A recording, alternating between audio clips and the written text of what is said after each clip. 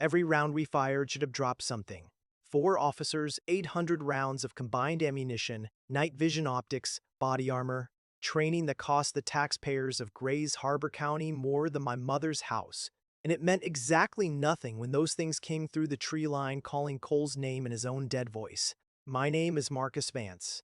For 7 years, I wore the uniform of a Grays Harbor County Sheriff's deputy. And before that, I spent 4 years in the Washington National Guard doing convoy security work that taught me everything about staying calm when the world caught fire. I was good at my job. I don't say that to brag, I say it because you need to understand that what happened to Lieutenant Borden, Corporal Ruiz, and Deputy Whitman wasn't the result of incompetence or panic. We did everything right. We held formation. We communicated. We conserved ammunition. We utilized terrain. We followed every protocol designed by men who understood violence. And it didn't matter. Not even a little. The case started with missing hikers.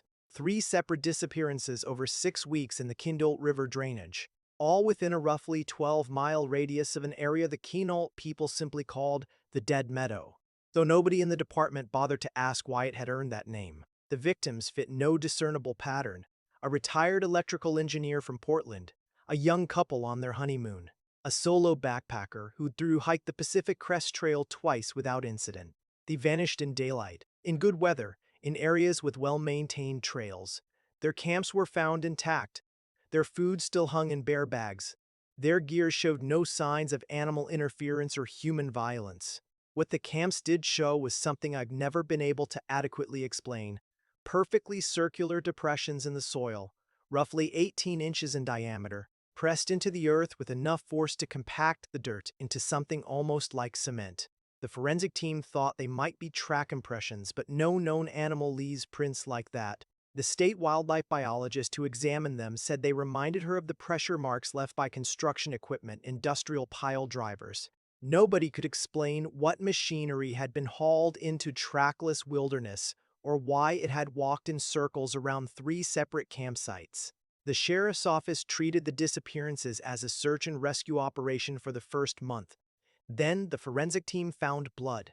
Not visible blood, the kind you only see under luminol. The camps were drenched in it.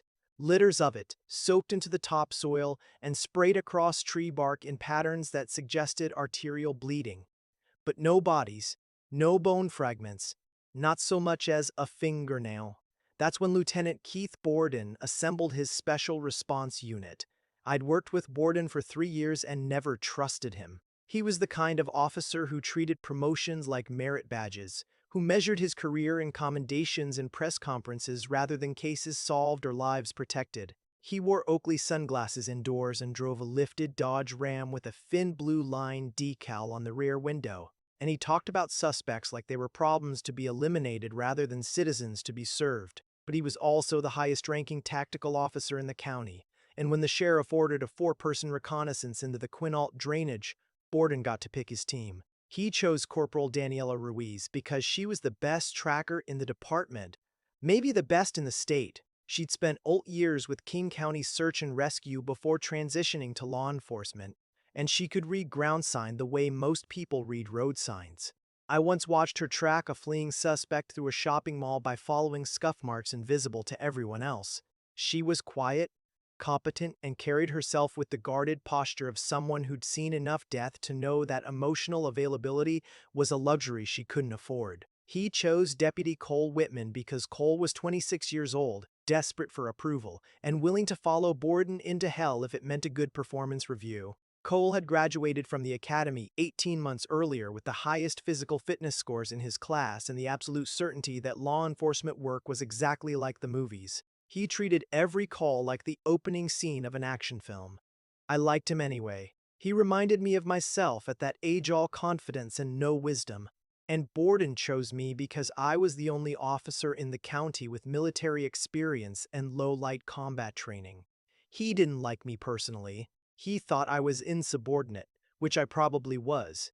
But he knew I could shoot, and he knew I could keep my head when things went sideways.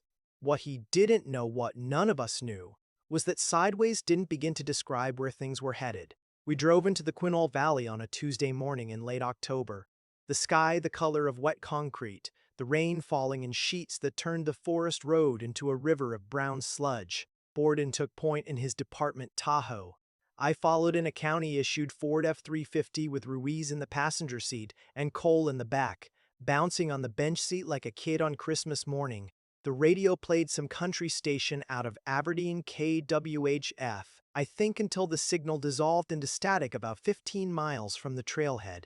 Cole tried to find another station and got nothing but white noise.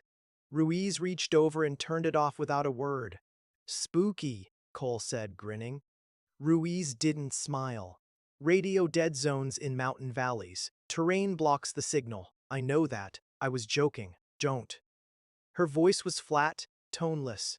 "You'll want to save your energy." Cole's grin faltered. He looked at me in the rearview mirror, searching for reassurance, and I gave him a slight nod that meant nothing. The truth was that something felt wrong, and it had felt wrong since we turned off the main highway.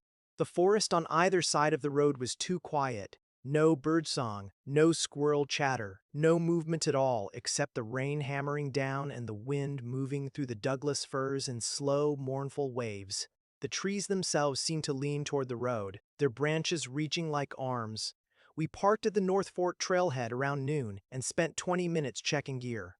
Each of us carried a department-issued AR-15 with 3 30-round magazines, a sidearm with 2 spare mags, a fixed-blade knife, a handheld radio, water, emergency rations, and a first aid kit. Borden also carried a Remington 870 shotgun with rifled slugs for bears, which told me he'd never actually encountered a charging grizzly and didn't understand that a shotgun at close range was about as useful as harsh language. Ruiz had a compact GPS unit and a topographic map in a waterproof sleeve. Cole had the portable satellite phone, our only link to the outside world once we moved beyond radio range. We hiked for 4 hours before we found the first camp. It belonged to the solo backpacker, a man named Gerald Price, according to the case file, though by then he'd been missing for 3 weeks and nobody expected to find him alive. His tent was still pitched in a small clearing beside a creek, the rain flies streaked with mildew but otherwise intact. His pack hung from a bare wire strung between 2 hemlocks. His cookpot sat on a flat stone near a fire ring full of ash and rainwater. Everything was exactly as the initial search team had described. Ruiz moved through the camp in slow, careful circles, her eyes on the ground. The rest of us hung back watching. After 5 minutes, she knelt beside a cluster of ferns and gestured for me to approach. "Look," she said. I crouched beside her. The ferns had been crushed, not broken or trampled, but flattened in a radial pattern, pressed outward from a central point like a shockwave frozen in plant matter. At the center of the pattern was one of the depressions I'd read about, perfectly circular, pressed into the mud with mechanical precision. The soil compressed so tightly that water pooled on top rather than soaking through. "What is that?" I asked. Ruiz shook her head. "Nothing I've ever seen." Cole approached from behind us, peering over my shoulder. "Looks like somebody jammed a telephone pole into the ground and then pulled it out." It was a stupid observation, but he wasn't wrong. The depression did look like a pole mark, or a post hole, or the footprint of something unimaginably heavy standing on one leg. Except there was only one, and when Ruiz traced the surrounding ground sign, she found no indication of how whatever made it had arrived or departed. No drag marks, no additional prints, no broken vegetation leading to or from the site. "It's like it dropped straight down," she said, "and then flew straight up." Borden snorted. "Birds don't weigh enough to make marks like that." "I didn't say it was a bird." "Then what are you saying?" Ruiz stood, wiped her hands on her rain pants, and looked at him with an expression I'd never seen on her face before. Something between fear and confusion, with an undercurrent of something worse, recognition. Like she was seeing something she'd half expected and hoped she was wrong about. "I'm saying we should radio for backup." Borden's jaw tightened. "We haven't even started the investigation. You want me to call the sheriff and tell him we found a weird hole in the ground?" "I want you to call the sheriff and tell him the ground sign at this scene doesn't match any known animal.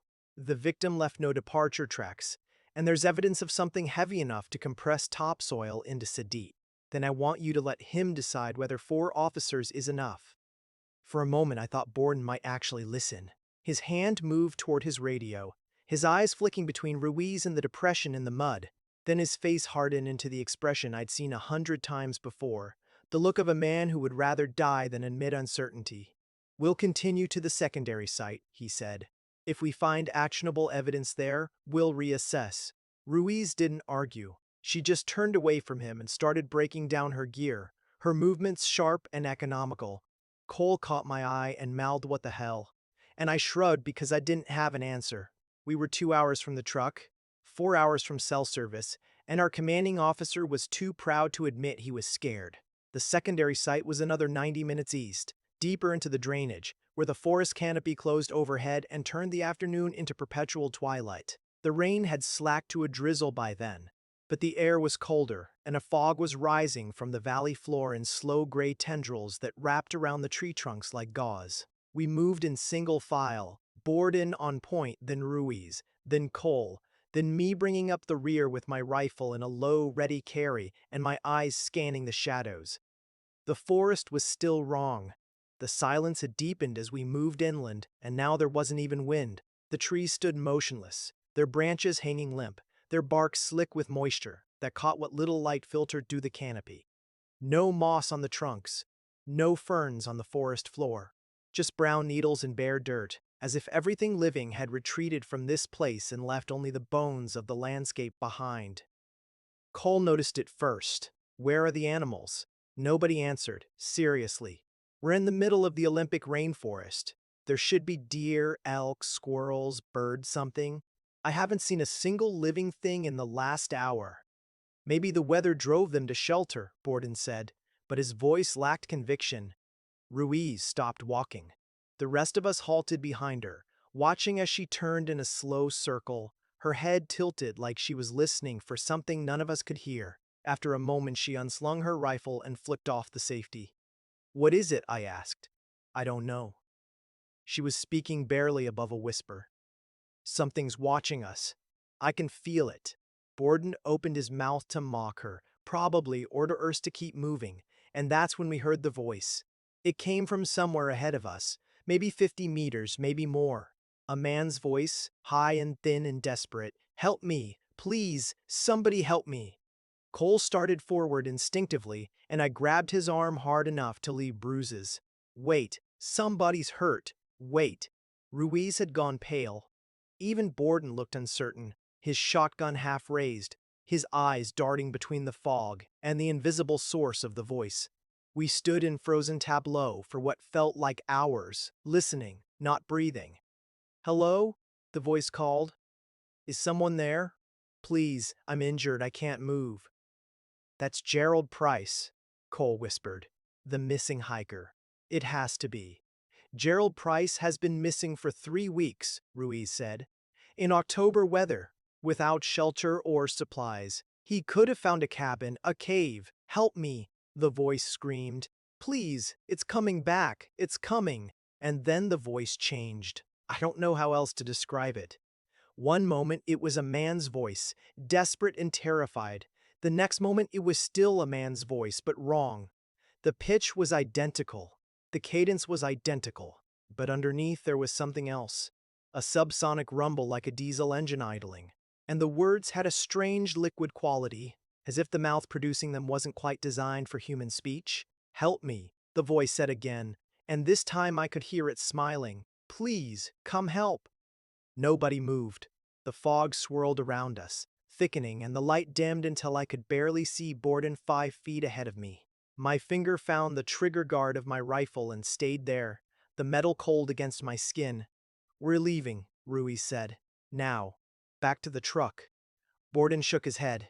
"We haven't completed, the lieutenant." Ruiz's voice cracked like a whip. "Whatever made that sound is not human. It's not injured. And it knows we're here.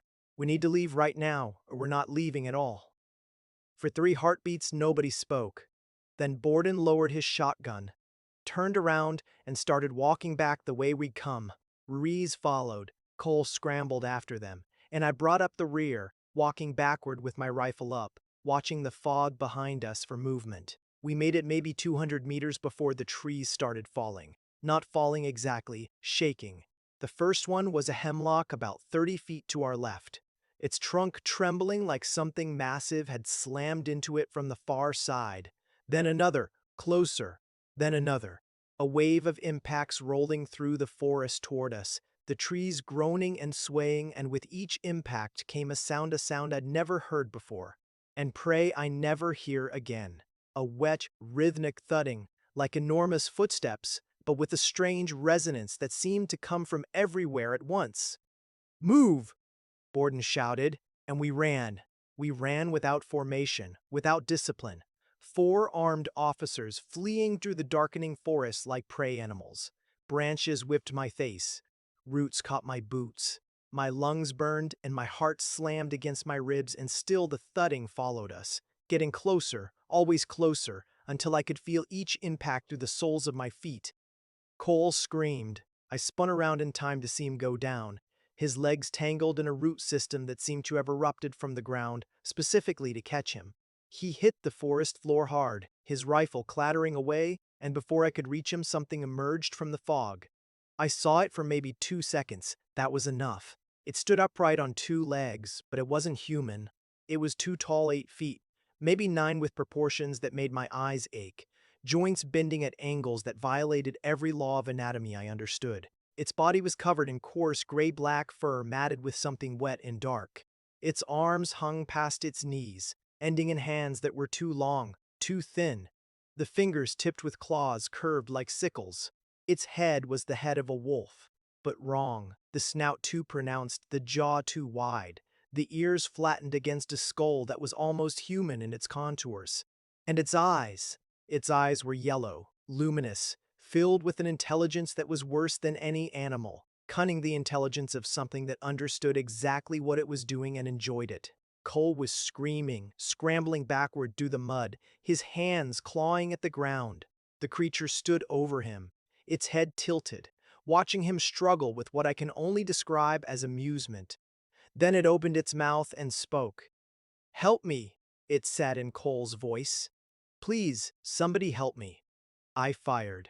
The first round took it in the shoulder, and I saw the impact jerk its body sideways, dark blood spraying from the exit wound. It didn't fall. It didn't even stagger. It turned its head toward me, those yellow eyes narrowing, and I saw something move in the shadows behind it. Another shape, equally massive, equally wrong, emerging from the fog. I fired again, and Ruiz was beside me doing the same.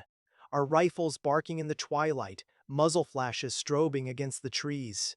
Borden had his shotgun up and was pumping slugs into the darkness as fast as he could cycle the action.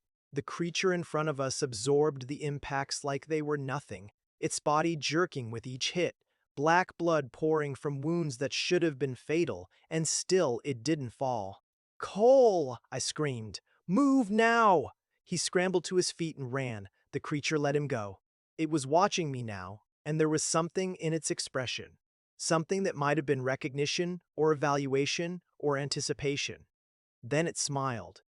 A wolf's face, should it be able to smile. The anatomy doesn't work. But this thing pulled back its lips and exposed teeth as long as my fingers, teeth designed for tearing flesh from bone, and it smiled at me. It smiled like it knew exactly how this was going to end. I ran. We all ran.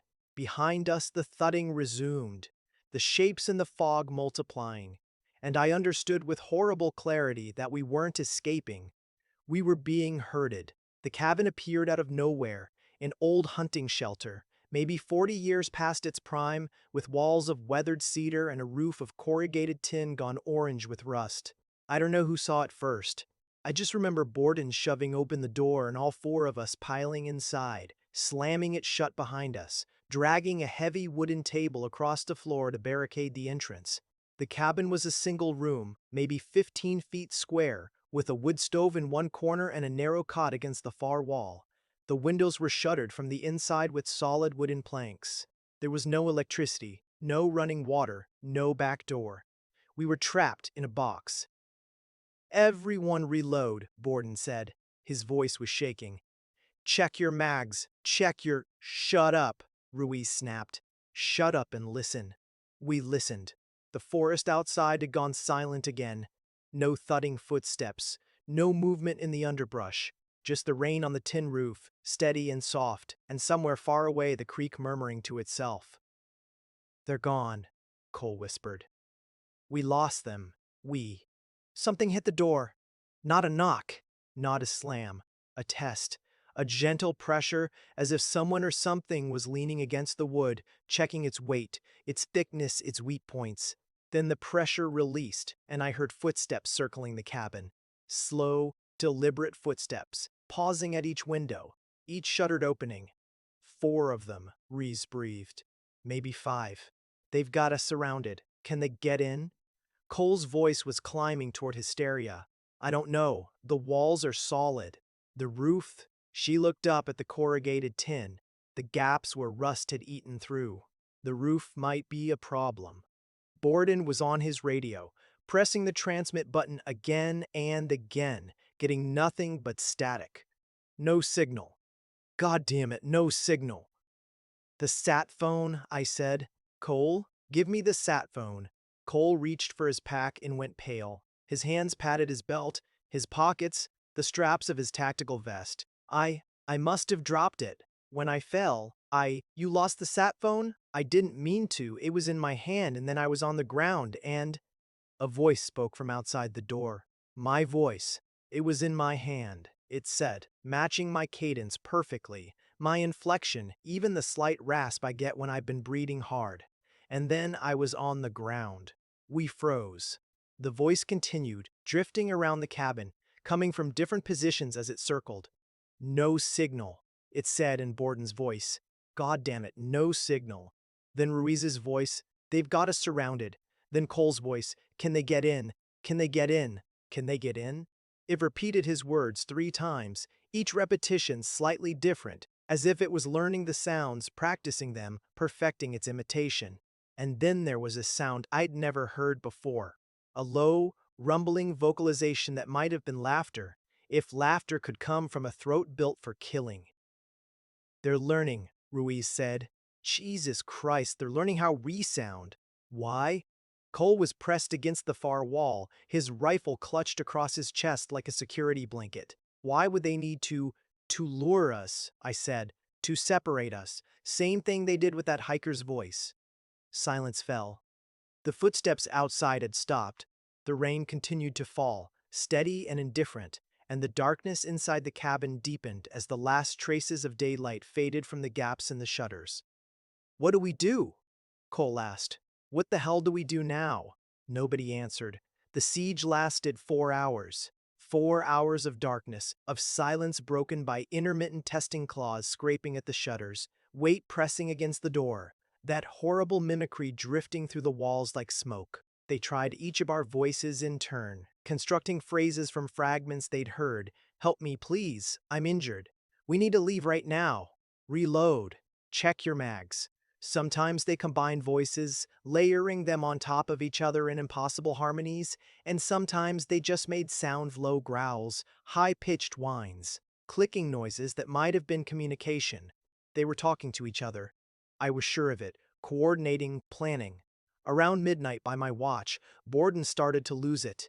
He'd been pacing the cabin for hours, muttering to himself, his shotgun never leaving his hands.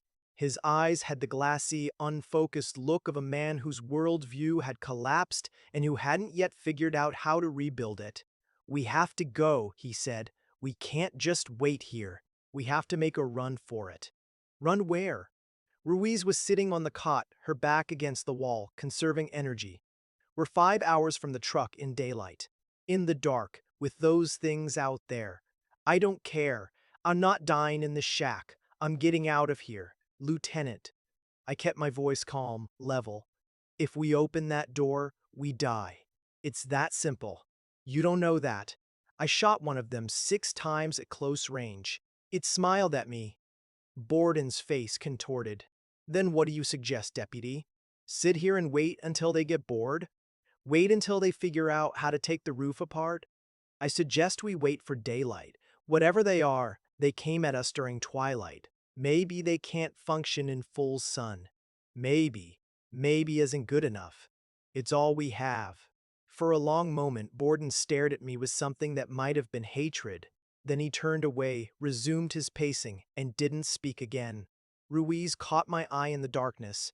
She gave me a slight nod acknowledgement, approval, maybe gratitude. I felt something loosen in my chest, some tension I hadn't realized I was carrying. In the middle of all this, in the middle of the worst night of my life, I was glad she was here. I was glad I wasn't facing this alone. The attack came at 3 in the morning. There was no warning. One moment the cabin was silent except for the rain. The next moment something hit the roof with the force of a car crash, the corrugated tin screaming as claws punched through the metal, and a massive shape was tearing its way inside. I fired on instinct, aiming up, my rounds punching through the tin and the creature behind it. Blood sprayed through the gaps, thick and black and reeking of copper, and the thing on the roof howled not in pain but in rage, a sound that rattled my bones and made my heart stutter in my chest. "The window!" Ruiz screamed. I spun. One of the shutters was splintering inward, claws forcing through the gaps, and behind the claws I could see yellow eyes gleaming in the darkness. Cole fired, and the shutter exploded, and the creature's arm thrust through the opening, an arm as thick as my thigh, covered in that coarse gray-black fur, the hand reaching for Cole's throat. I grabbed the wood stove poker from beside the cold fireplace and swung it like a baseball bat. The impact jarred my shoulder, but the creature's fingers jerked back, and I saw black blood spatter against the wall. Then Borden was there with his shotgun, jamming the barrel through the gap, pulling the trigger at point-blank range. The creature screamed, not a human scream, not an animal scream, something between, something worse, a sound of fury and surprise and something that might have been fear. It pulled back from the window, and for a moment there was silence. Then the roof caved in. The creature that landed in the center of the cabin was the same one I'd shot earlier. I could see my bullet wounds, black holes in its chest and shoulder, still seeping, but already beginning to close. It stood in the wreckage of our barricade, its head nearly touching what remained of the ceiling, and it looked at each of us in turn with those yellow, calculating eyes. Time slowed. I remembered details I shouldn't remember, the rain falling through the hole in the roof, pattering against the creature's fur, the smell of ozone and blood and something else, something animal and wrong, the way Ruiz's hand found mine in the darkness, her finger squeezing once not in fear but in something like acknowledgement. A silent goodbye. Borden broke first. He charged the creature, shotgun raised like a club, screaming obscenities. The creature let him come. At the last moment, it moved a blur, impossibly fast, and its claws opened Borden from shoulder to hip. He folded around the wound like a piece of paper, his scream dying before it reached his lips, and the creature flung him aside like trash. Cole ran for the door. He made it 3 steps before the second creature came through the window, landing on him, driving him to the floor. I heard bones break. I heard him scream. I heard the scream cut off with a wet tearing sound I'll never be able to forget. Ruiz was firing, emptying her magazine into the creature in the center of the room, and I was firing too, and somehow we were moving toward the door, over Borden's body. Into the rain and the darkness and the nightmare forest beyond, we ran. Behind us, the cabin filled with sounds I won't describe. How we made it to the fire tower, I don't know. The next 2 hours are fragmentary. Running through darkness, slipping in mud, branches tearing at my face, Ruiz's hand in mine as we fled due to rain we couldn't see. At some point I fell and cracked my head against a stone, and after that my memories become unreliable flashes of clarity interrupted by gaps of nothing, like a film with frames missing. I remember the tower appearing against the gray pre-dawn sky, a skeletal structure of steel and wood reaching 70 feet into the air. I remember climbing, the ladder rungs slick with rain, my hands shaking so badly I could barely grip the metal. I remember the observation platform at the top, a 10 by 10 box with windows on all sides and a trapdoor in the floor. And I remember slamming that door shut and dragging every piece of furniture in the room on top of it. Ruiz was bleeding, a gash across her forehead, deep enough to show bone, blood sheeting down her face and dripping from her chin. She didn't seem to notice. She was at the windows, scanning the tree line, her rifle raised despite the fact that we were both nearly out of ammunition. "They're not following," she said. "Why aren't they following?" I looked. The forest below was still, the rain tapering off, the first gray light of dawn beginning to filter through the clouds. Nothing moved among the trees. Nothing made a sound. "Maybe they can't climb," I said. My voice sounded strange to my own ears. Distant, hollow. Maybe they're nocturnal. Maybe they're waiting. I didn't answer. The truth was, I didn't care anymore.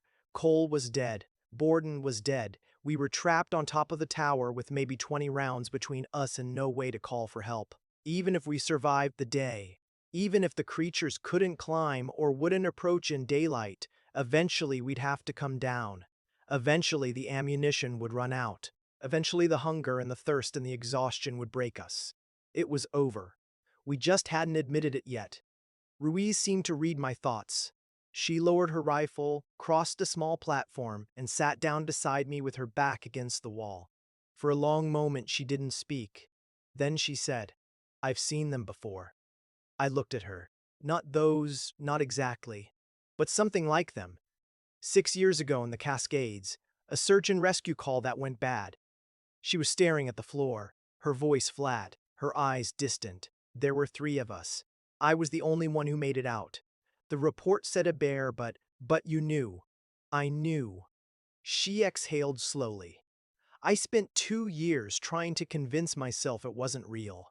That I'd hallucinated, that the trauma had distorted my memory. And then, this case came across my desk and I saw those depressions in the soil and I knew.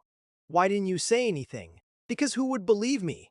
Because I'd spent years building a career, a reputation, and I wasn't going to throw it away on a story nobody would accept." She laughed a small, bitter sound. "Pride.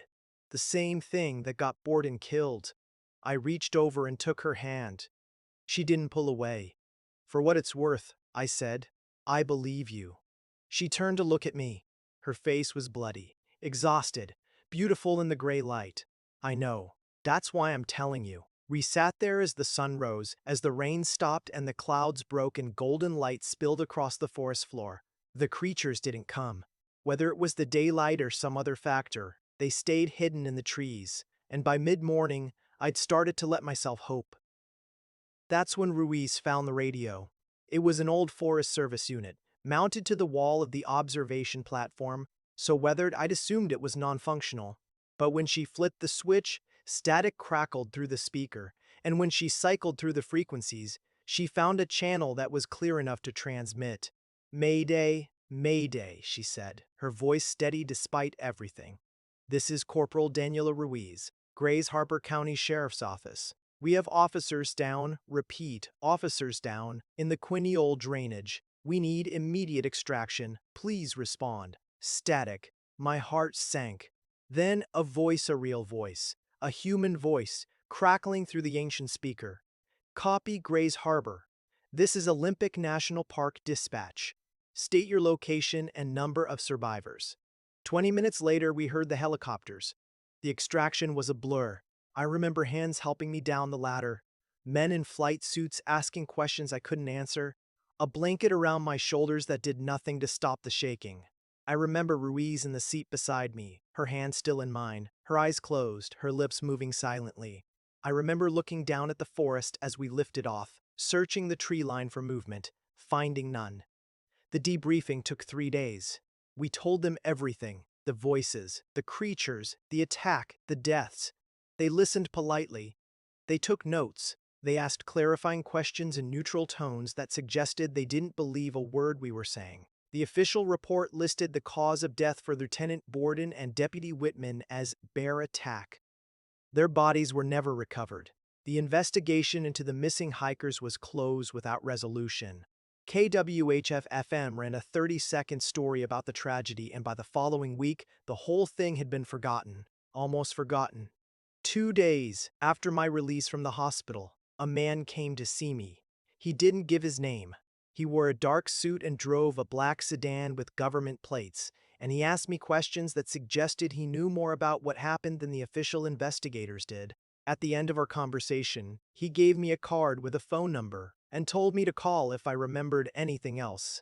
Then he paused at the door and said, almost casually, There are things in those woods that predate human settlement on this continent, things that have learned over millennia how to hunt us. The Quinault have names for them, so do the macaw, the Salish, the Nez Perce. Every culture that's lived in these forests has encountered them, and every culture has learned the same lesson. What lesson? I asked. He smiled a thin, humorless expression. Don't go into the woods at night, and if you do, don't expect to come back, he left. I never called the number on the card. Ruiz transferred to a department in Arizona 6 months later. Desert country, open spaces, no trees. We talked on the phone for a while, but the conversations grew shorter and less frequent, and eventually they stopped altogether. I understand. Some memories are too heavy to share. I stayed on with the sheriff's office for another year, writing a desk, pushing paper, pretending I was still a functioning human being. Then one night I dreamed of yellow eyes and a voice that was almost but not quite mine, and I woke up screaming so loud the neighbors called 911. I submitted my resignation the next morning. These days I live in Tucson, in a one-story house with no basement and windows on every wall. I keep the lights on at night. I don't own a radio. Too much static makes me panic. I don't go near forests, don't watch nature documentaries, don't read news stories about missing hikers or unexplained animal attacks. And I never ever open my door after dark. The phone rang last night. When I answered, there was nothing but static, at first the familiar hiss of a deadline. Then a voice spoke, a voice I recognized instantly, a voice that couldn't possibly be speaking because the throat that produced it had been torn out 3 years ago. Marcus, Cole Whitman said. Help me, please. I hung up. The phone rang again immediately, and this time I threw it against the wall hard enough to shatter the screen. This morning, I found tracks in my backyard. Circular depressions, perfectly formed, pressed into the desert hardpan with enough force to crack the clay. Just two of them, side by side, positioned exactly where someone or something might have stood while looking through my bedroom window. I don't know what they want. I don't know why they followed me, or how they found me, or what they're waiting for. All I know is that Ruiz was wrong about one thing. Daylight doesn't stop them. They've just learned to be more careful. I'm writing this because someone needs to know the truth, not the sanitized version in the official reports, but what actually happened to 4 officers who went into the Quinault drainage, armed and trained and ready for anything except what they found. One of us came back alive, for now. But the thing about being prey I've learned is that survival is always temporary. The predator doesn't forget, it just waits. It learns your patterns, your routines, your weaknesses. It mimics the voices of people you loved, of people you failed to save, and it uses those voices to break you down, piece by piece, until the night you finally open the door. I can hear them outside now. 3 voices, overlapping. Borden's, Cole's, Ruiz's. Ruiz is alive, at least I think she is. But the voice I'm hearing isn't coming from Arizona. It's coming from my front porch, from the darkness beyond the light I keep burning all night, from a throat that knows her sounds but has never known her soul. Marcus, the voices say in unison. Let us in. We just want to talk. I'm not opening the door. I've got my service weapon. I kept it when I resigned, regulations be damned, and enough ammunition for a short fight. The windows are reinforced, the walls are solid, but somewhere in the back of my mind I know how this ends. I've known since the cabin, since the tower, since the moment I looked into those yellow eyes and saw the intelligence burning behind them. They've been hunting humans for longer than humans have been writing. They've learned every trick, every weakness, every door that fear will eventually force us to open. They are patient beyond imagination, strategic beyond understanding, and utterly without mercy. I am the last survivor of my team, and tonight the dead meadow has come to collect what it's owed. The door is shaking now. The lights are flickering, and somewhere in the static between stations, I can hear my own voice calling my name. If you find this, if you read it, if you're one of the people who investigates these things, don't come looking for answers in the Quinault drainage. Don't trust the official reports about bear attacks. And if you're ever deep in the forest, miles from help, and you hear a voice you recognize calling for help, run. Run and don't stop. Run and don't look back. Because the moment you stop, the moment you hesitate, the moment you let compassion override survival, They'll have you. The door just opened. I didn't unlock it. The lights are going out one by one, and I can see shapes in the darkness, shapes that move wrong, that stand too tall, that have too many teeth. They're smiling at me. I'm going to fire until the magazine runs dry. I'm going to fight until there's nothing left to fight with. And maybe, just maybe, I'll buy enough time for this story to matter. Remember our names: Deputy Marcus Vance, Lieutenant Keith Borden, Corporal Daniela Ruiz, Deputy Cole Whitman. We went into the woods armed. Only one of us came back. And now, in the darkness of my living room, in the heart of the desert I fled to, with the eyes of ancient predators gleaming in the shadows, that number has finally reached 0. The first shot took the lead creature in the chest, and I watched the muzzle flash illuminate its face, that terrible wolf-human hybrid, those yellow eyes narrowing not in pain but in what looked almost like disappointment. Like a parrot watching a child throw a tantrum, like it had expected better from me. I fired again, and again. The creature staggered but didn't fall, and behind it I could see the others crowding through my doorway, their massive bodies scraping against the frame, their claws gouging furrows in the drywall I painted myself 2 summers ago. 3 of them. Maybe 4. The darkness made it hard to count, and a strobing muzzle flash turned everything into a nightmare slideshow, frozen images of fur and teeth and reaching hands. My magazine ran dry. I dropped it, slammed home my last one, kept firing. The lead creature was 3 feet away when my slide locked back on empty. I threw the gun at its face. It caught the weapon in one massive hand, examined it for a moment with something like curiosity, then crushed it like a beer can and let the pieces fall. "Marcus," it said in my own voice, "we just want to talk." I backed up until my shoulders hit the wall. The creatures fanned out around me, filling my living room with their impossible bulk, their eyes reflecting the single lamp still flickering in the corner. They weren't attacking. They were waiting, watching me with an intelligence that made my skin crawl. "What do you want?" My voice came out steadier than I expected. Maybe because I'd already accepted what was coming. Maybe because fear, pushed past a certain point, loops back around to something almost like calm. The lead creature tilted its head. For a long moment it didn't speak, and I could hear its breathing, deep, rattling inhalations that sounded like wind through a cave.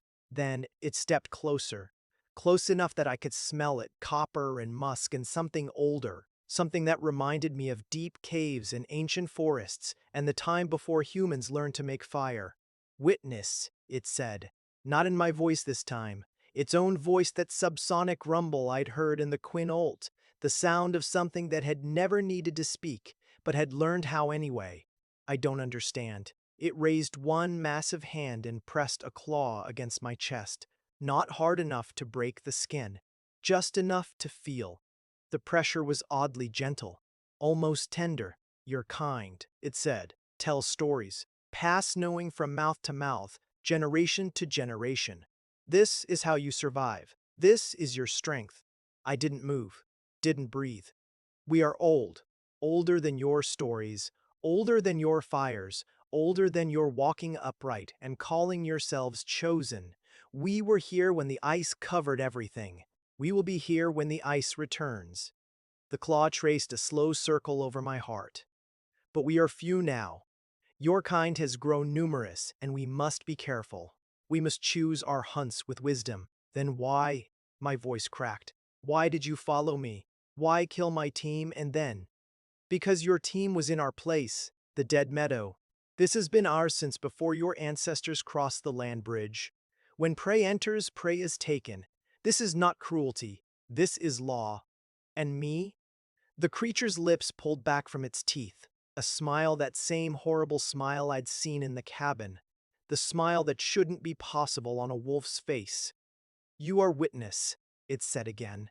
"You will tell this story.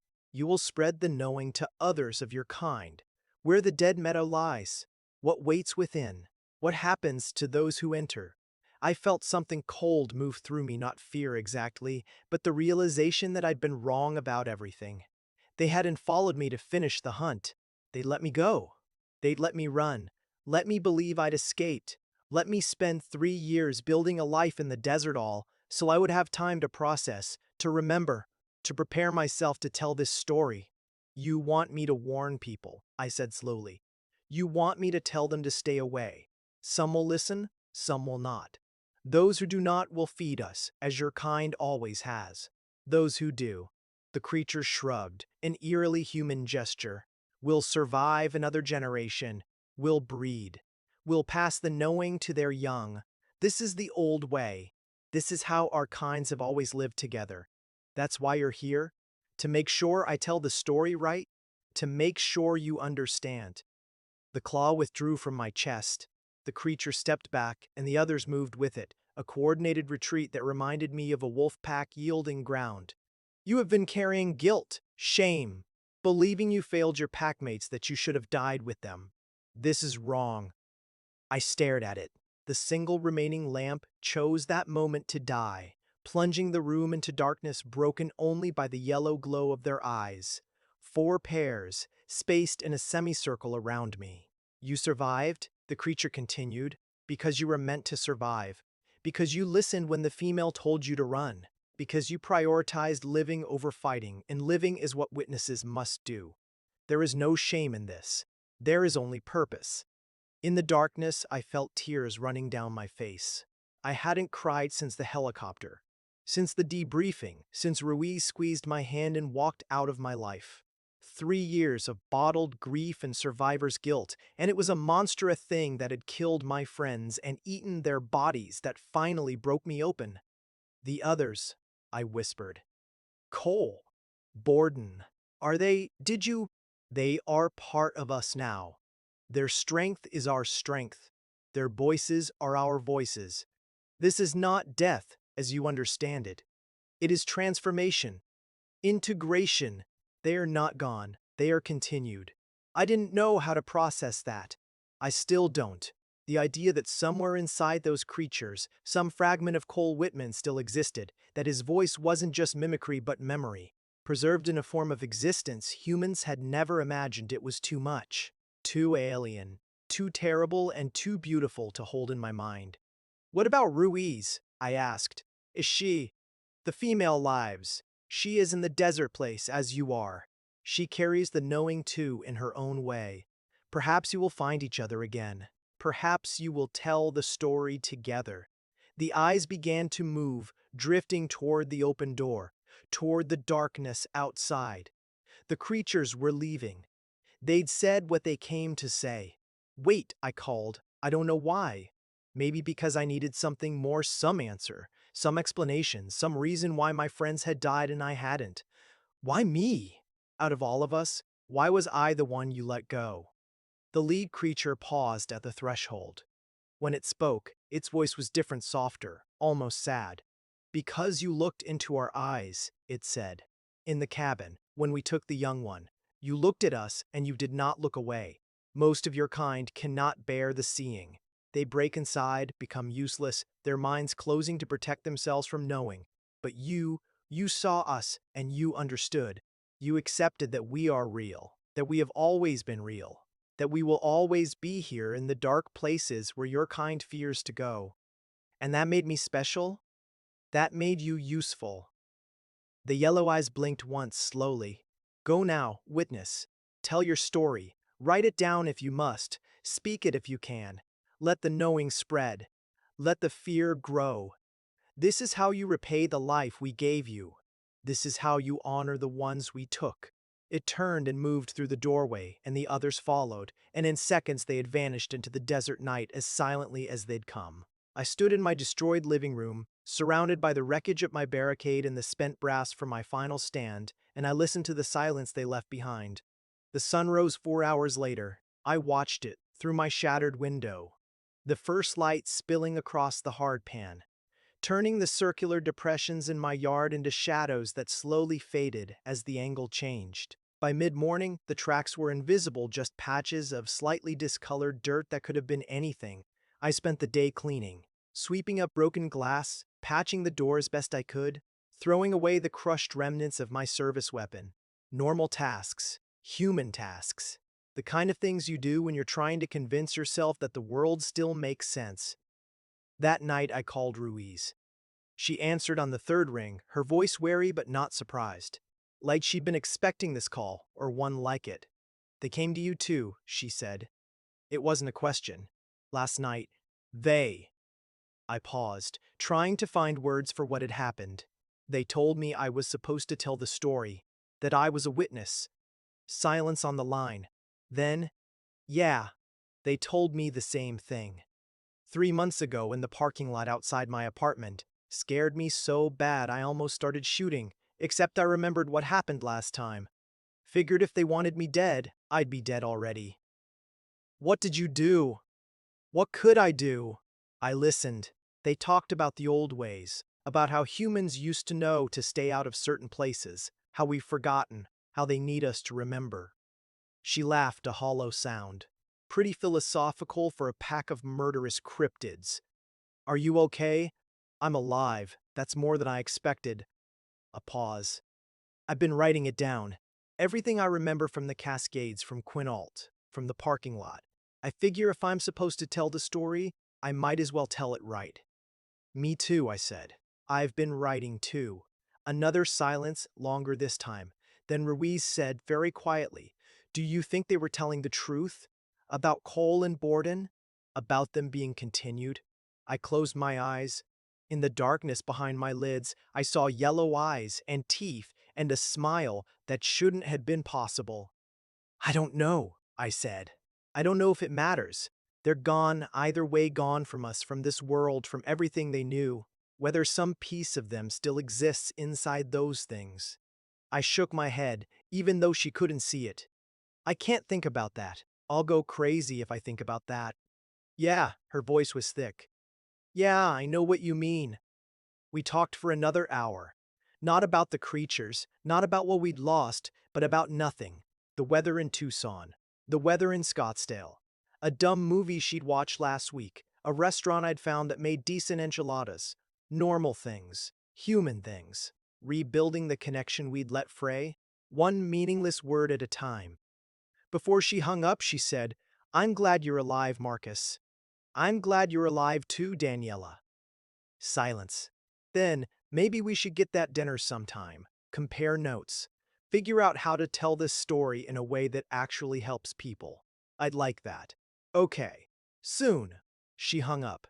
I sat with the phone in my hand for a long time, listening to the dial tone, then the silence, then the faint sounds of the desert night outside my patched-up door. They were still out there. Not at my house, not anymore, but somewhere.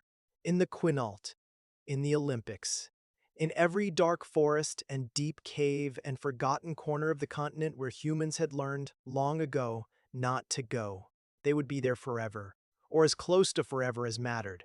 And as long as they were there, people would wander into their territory, and some of those people wouldn't come back. But some would. Some would listen to stories like this one, would feel the fear in their bones, would think twice before hiking into the dead meadow or camping in the deep woods or ignoring the warnings that indigenous peoples had passed down for 10,000 years. Some would survive because they knew the knowing, the old knowledge that my ancestors had forgotten and that I'd relearned in blood. That's why I'm telling you this. That's why I wrote it all down. Every detail I could remember, every horror I witnessed, every word those creatures spoke in voices that weren't their own. Not because I think you'll believe me. Belief is optional. The truth exists whether you accept it or not. I'm telling you because somewhere out there, in the dark places between the lights, something is waiting. Something old and patient and hungry. Something that has learned, over millennia, exactly how to hunt us, how to mimic our voices, how to exploit our compassion, how to turn our love for each other into a weapon against us. And the only defense we have, the only defense we've ever had is knowing that it exists. So know. Remember the names. Marcus Vance, Daniela Ruiz, Keith Borden, Cole Whitman. 4 officers who went into the Quinault trainage armed and ready. 2 of us came out. One of us, as of 3 years later, is writing this story. And somewhere in the darkness, in voices that used to belong to people I loved, the others are singing. Not calling for help anymore, not trying to lure new victims with borrowed words, just singing, in harmonies no human throat could produce, songs older than language itself. I hear them sometimes, when the desert wind blows just right, when the night is deep and the stars are cold and the old fear rises in my chest. I hear them and I remember, and I survive. That's all any of us can do, survive and remember and pass the knowing on. The dead meadow is waiting. It will always be waiting. And now you know what waits within. Don't go into the woods at night. And if you do, if you must, if curiosity or duty or foolish courage drives you into those ancient spaces, listen for the voices. When you hear someone you love calling for help, remember this story. Remember will be found in the quinault. And run, run, and don't stop. Run and don't look back. Because the moment you hesitate, the moment you let compassion override survival, the moment you forget the knowing, they'll be there. They've always been there. And they will always, always be hungry. This is my testimony. This is my truth. This is the story I was spared to tell. Read it, share it, remember it, and stay out of the dead meadow.